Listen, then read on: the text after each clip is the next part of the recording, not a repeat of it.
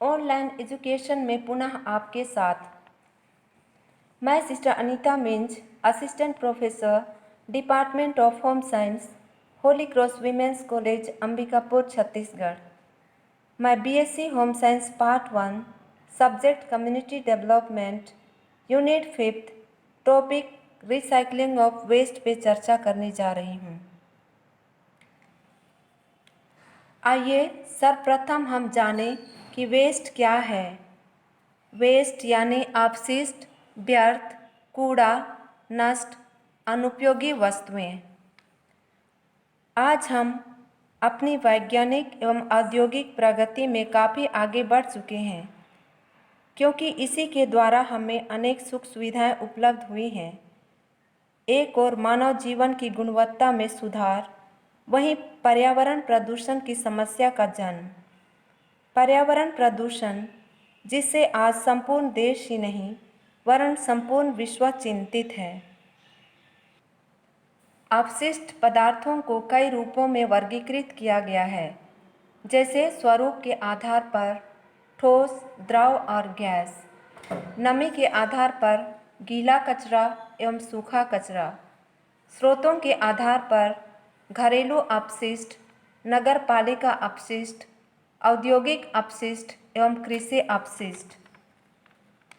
घरेलू अपशिष्ट, जिसके अंतर्गत कागज, गत्ता, कपड़ा, प्लास्टिक, लकड़ी, धातु के टुकड़े, सब्जियों एवं फलों के छिलके, सूखे फूल पत्तियां आदि सम्मिलित किए जाते हैं।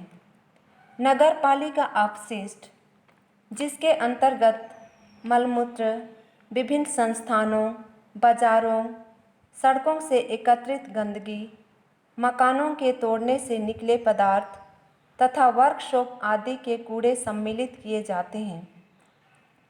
औद्योगिक एवं खनन अपशिष्ट, इसमें धातु के टुकड़े, रासायनिक पदार्थ, अनेक विषैले ज्वलनशील पदार्थ, तेलीय पदार्थ, अम्लीय तथा क्षारीय पदार्थ, जैव अपघटनशील पदार्थ तथा राख आदि आते हैं।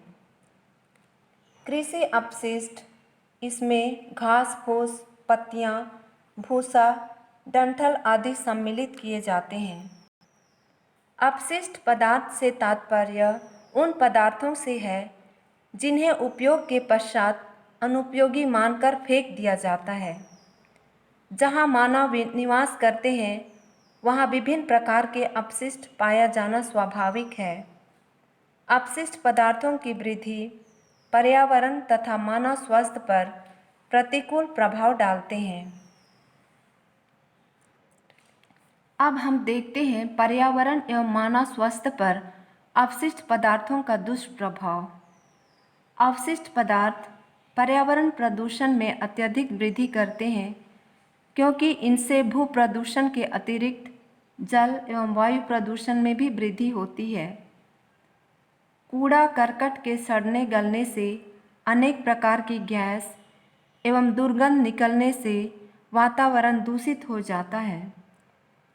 अपशिष्ट पदार्थ, जिनमें मल, जल एवं डिटर्जेंट मिश्रित होते हैं, जब नलियों से बहकर जल स्रोतों में पहुंच जाते हैं तो जल प्रदूषण के अतिरिक्त अनेक रोगों का भी कारण बनते हैं। रसायन मिश्रित जल भूमिगत जल तक पहुंचकर उसे भी प्रदूषित कर देते हैं। अपशिष्ट पदार्थ को समुद्र में डालने से समुद्रिक पारिस्थितिकी तंत्र में असंतुलन आ जाता है। मल जल द्वारा लगातार सिंचाई करने से मृदा के छिद्र अवरुद्ध हो जाते हैं और उनमें उपस्थित सूक्ष्म जीव मर जाते हैं, जो भूमि के लिए आवश्यक हैं। औद्योगिक अपशिष्ट भूमि की उर्वरा शक्ति पर विपरीत प्रभाव डालते हैं। इनके कारण अनेक बीमारियां जैसे टीबी, मलेरिया, हैजा, मोतीझरा, पेचिश, पीलिया तथा आँख संबंधी रोग। अब हम इसके प्रबंधन के बारे चर्चा करेंगे। अपशिष्ट पदार्थों को नष्ट करना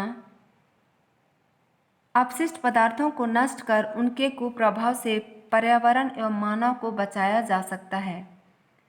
इन्हें नष्ट करने की यह एक सहज विधि भस्मीकरण है। इसके लिए दहन भट्ठी या विशाल दहन प्लांट का उपयोग किया जाना चाहिए, किंतु इस प्रक्रिया में वायु प्रदूषण न फैले, इसका ध्यान रखना चाहिए।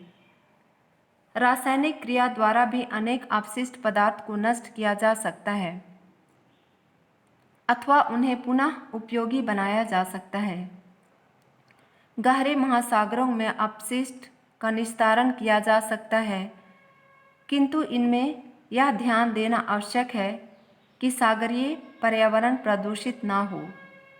अपशिष्ट पदार्थों से कंपोस्ट बनाना, जो विशेषकर सब्जियों के उत्पादन में अत्यधिक उपयोगी सिद्ध होता है।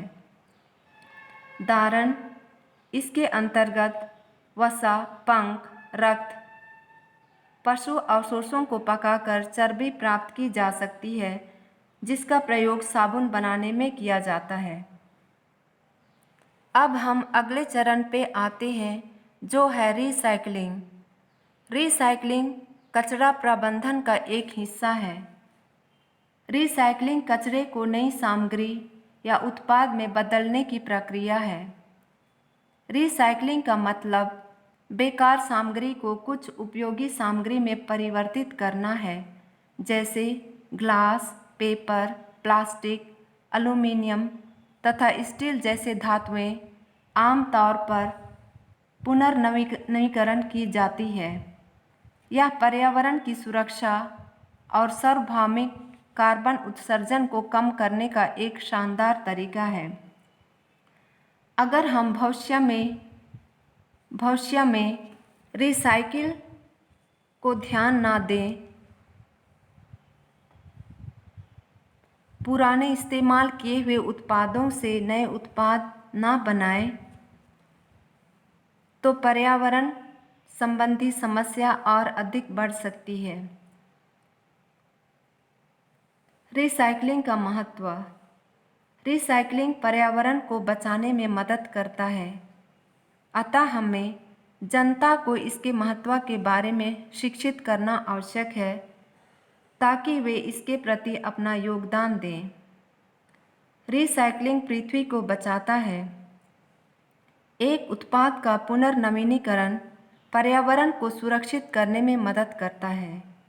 उदाहरण के लिए, कागज़ को रिसाइकलिंग करने के कारण अधिक पेड़ों को काटे बिना पेपर उत्पादन का परिणाम हो सकता है। पुनर्चक्रण ऊर्जा बचाता है। सामग्री से एक नया उत्पाद बनाने की अपेक्षा उसी उत्पाद को रिसाइकलिंग करने से कम ऊर्जा खर्च होती है।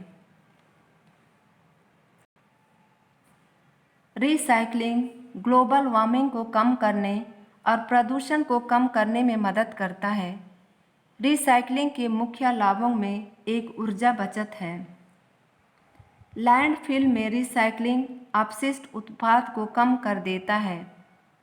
अपशिष्ट जिसे पुनर्नवीनीकरण नहीं किया जा सकता है, वह आमतौर पर लैंडफिल में डाला जाता है। यहाँ कचरे को क्षय, सड़न या विघटन होने के लिए छोड़ दिया जाता है।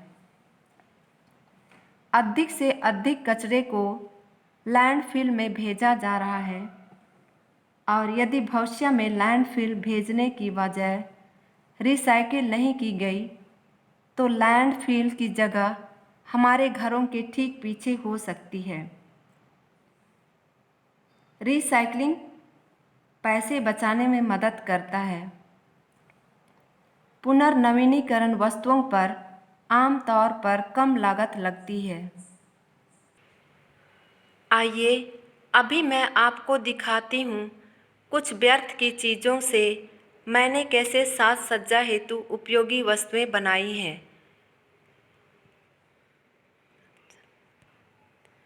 पुराने पुस्तक, स्पिरिट की बोतलें, पुराने कपड़े से पावदान, ऊन के व्यर्थ टुकड़ों से कांच की बोतलों का सजावट। पुराने न्यूज़पेपर से दिया स्टैंड, पेन स्टैंड एवं फल स्टैंड।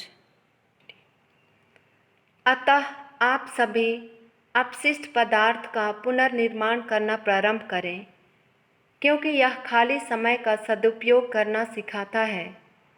साथ ही साथ कम खर्च में अधिक उपयोगी वस्तुएं तैयार कर सकते हैं एवं पुनर्निर्माण के द्वारा पर्यावरण में स्वच्छता तथा पर्यावरण की साफ सफाई में अपना शानदार सहयोग दे सकते हैं। धन्यवाद।